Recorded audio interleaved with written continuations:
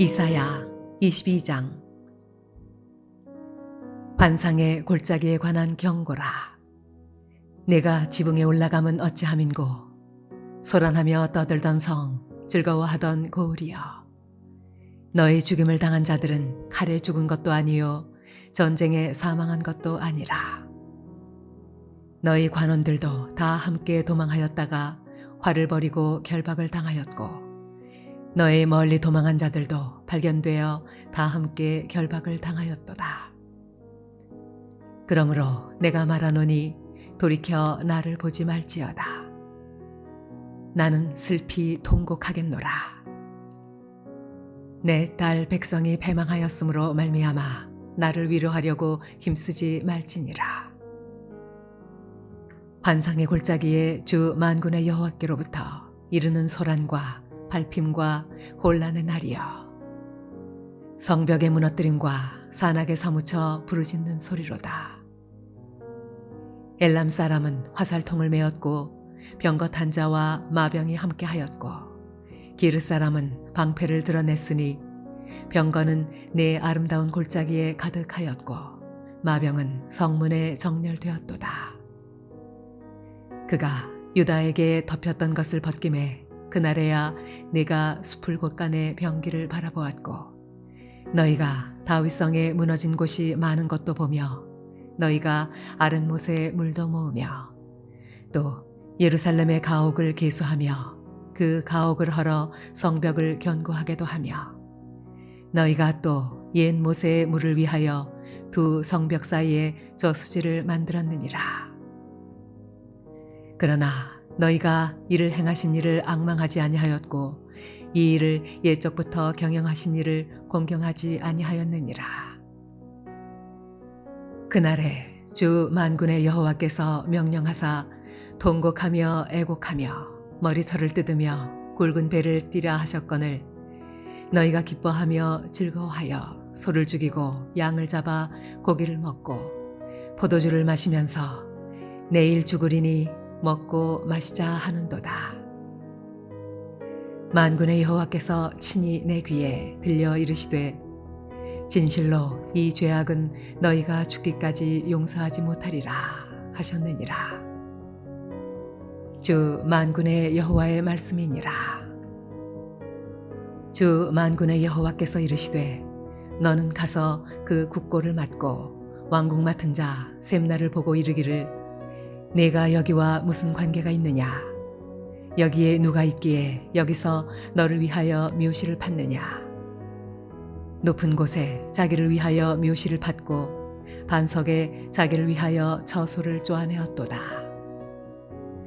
나 여호와가 너를 단단히 결박하고 장사같이 세게 던지되 반드시 너를 모질게 감싸서 곰같이 광막한 곳에 던질 것이라. 주인의 집에 수치를 끼치는 너여, 내가 그곳에서 죽겠고 내 영광의 수레도 거기에 있으리라. 내가 너를 내 관직에서 쫓아내며 내 지위에서 낮추리니, 그날에 내가 hil기야의 아들 내 종 엘리야김을 불러 내 옷을 그에게 입히며 내 띠를 그에게 띄워 힘있게 하고 내 정권을 그의 손에 맡기리니, 그가 예루살렘 주민과 유다의 집의 아버지가 될 것이며 내가 또 다윗의 집의 열쇠를 그의 어깨에 두리니, 그가 열면 닫을 자가 없겠고 닫으면 열 자가 없으리라. 못이 단단한 곳에 박힘같이 그를 견고하게 하리니, 그가 그의 아버지 집에 영광의 보좌가 될 것이요 그의 아버지 집의 모든 영광이 그 위에 걸리리니, 그 후손과 족속되는 각 작은 그릇 곧 종지로부터 모든 항아리까지니라. 만군의 여호와께서 이르시되, 그날에는 단단한 곳에 박혔던 못이 사그리니 그 못이 부러져 떨어짐으로 그 위에 걸린 물건이 부서지리라 하셨다 하라. 나 여호와의 말이니라.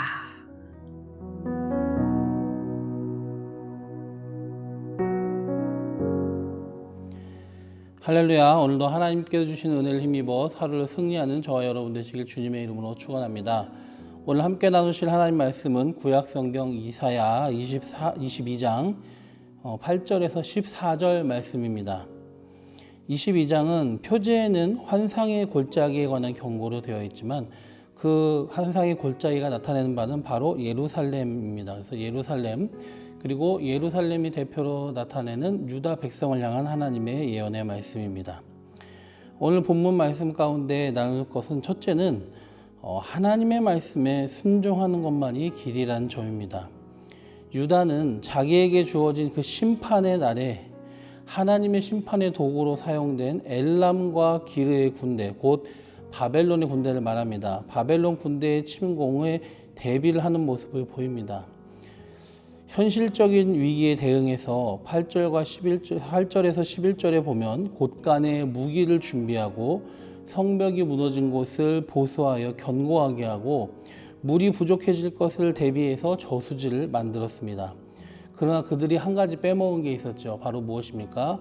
여호와 하나님을 의지하지는 않았습니다. 11절을 보면은 그들이 군사적인 준비만 하고 그것을 의존하였지 하나님을 앙망하지 않았다라고 분명히 표현하고 있습니다. 현실적인 판단이 우리에게 문제가 있을 때 그 문제를 해결하기 위해서 더 가까이 다가올 때가 있을 것입니다. 그런 현실적인 판단들이. 그러나 하나님만이 진정한 주권자이시며 구원자 되심을 우리는 기억을 하고 그분만을 의지하고 하나님의 말씀에 순복하는 모습을 보여야 되는 것이 성도의 본분입니다. 하나님과 상관없이 자기 자신을 의지하고 또 하나님 외에 다른 것들을 의존하는, 그리고 자기만의 방법으로 자기의 앞날을 준비하며 진행하는 것은 단편적인 도움을 줄 수는 있어도 결국은 모든 것이 헛된 수고가 될 뿐입니다. 성도가 위기 때에 가장 먼저 바라봐야 될 분은 바로 하나님입니다. 본문의 말씀처럼 우리 현실적인 준비만 하고 그것을 의존하고 하나님을 앙망하지 않고 하나님을 공경하지 않는 태도, 곧 하나님만을 제외하고 다른 것들만 의존하는 그 태도는 가장 어리석은 길인 것임을 우리는 깨닫고 우리가 위기의 때마다 하나님을 앙망하고 하나님을 의존하는 저와 여러분이 되었으면 좋겠습니다. 두 번째 교훈은 무엇이냐?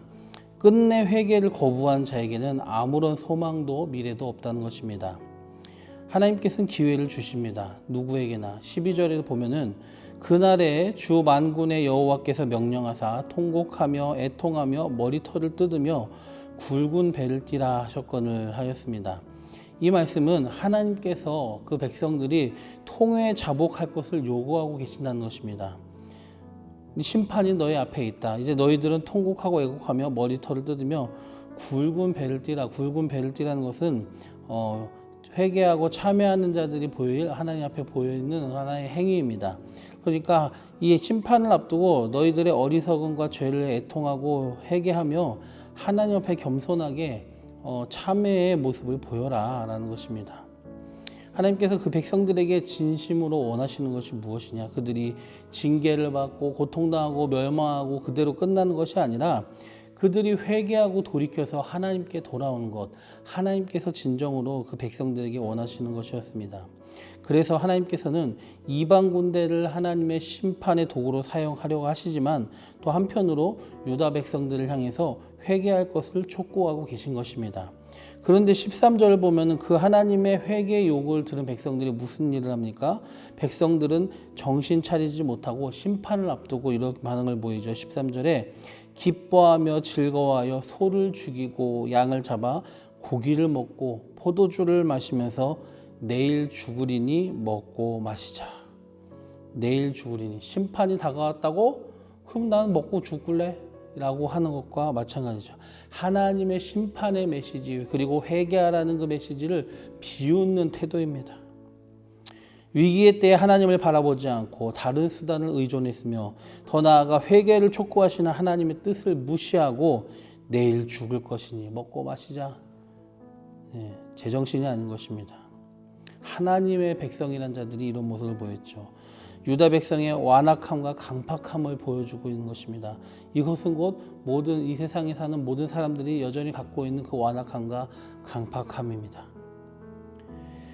그리고 그래서 하나님께서는 그런 그들의 반응을 그냥 두시지 않습니다. 14절에 보면 만군의 여호와께서 친히 내 귀에 들려 이르시되 진실로 이 죄악은 너희가 죽기까지 용서하지 못하리라 하셨느니라. 주 만군의 여호와의 말씀이니라.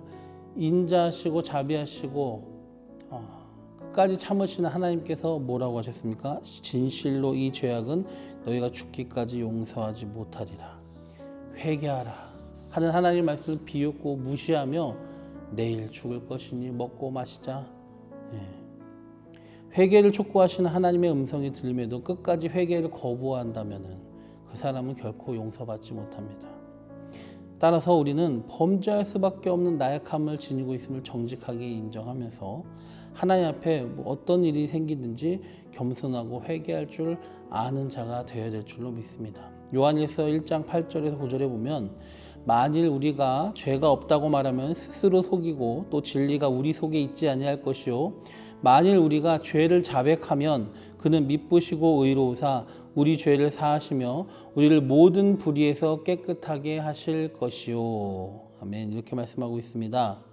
우리가 우리 죄를 자백하면 미쁘시고 의로우사 하나님께서 우리를 사해 주시고 모든 불의에서 깨끗게 하시지만 그러나 우리가 죄 없습니다. 나 회개할 거 없어 하면은 그게 우리 자신을 스스로 속이는 것이고 그러한 사람은 그 안에 진리가 없다는 얘기예요. 우리는 우리의 회개를 기다리고 계시는 하나님 앞에 우리가 비록 약하여 범죄하고 싶지만 우리가 약할 때 그래서 넘어졌을 때 실수했을 때 죄를 졌을 때 하나님께 그것을 자백을 하면 주님은 우리를 받아주시고 용서하시고 깨끗하게 해주시는 좋으신 하나님이십니다.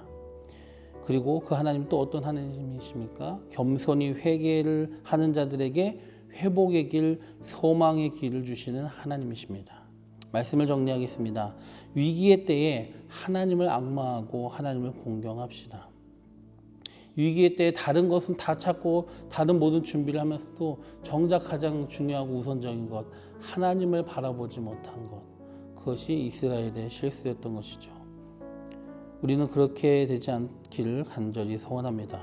또 한 가지, 우리가 주님께서 기회를 주실 때 겸손하게 연약함과 죄를 인정하고 회개함으로 고침을 받아 회복과 소망을 누리게 되는 우리들이 되기를 주님의 이름으로 간절히 축원드립니다. 기도드리겠습니다. 좋으신 주님, 왜 우리는 위기의 때에 하나님을 돌아보기보다는 내 손을 의지하거나 내 주변에 있는 것들을 의지하거나 할까요? 주님, 여호와 하나님을 앙망하고 공경하고 하나님의 도움을 얻는 저희들 되게 도와주시옵소서.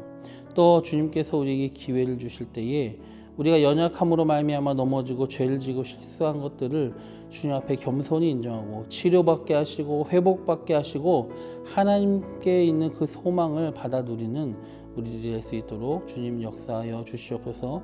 이스라엘과 같은 강팍한 마음이 아니라 겸손하고 자복하는 심령이 저희에게 있기를 원합니다. 예수님의 이름으로 기도드리옵나이다. 아멘.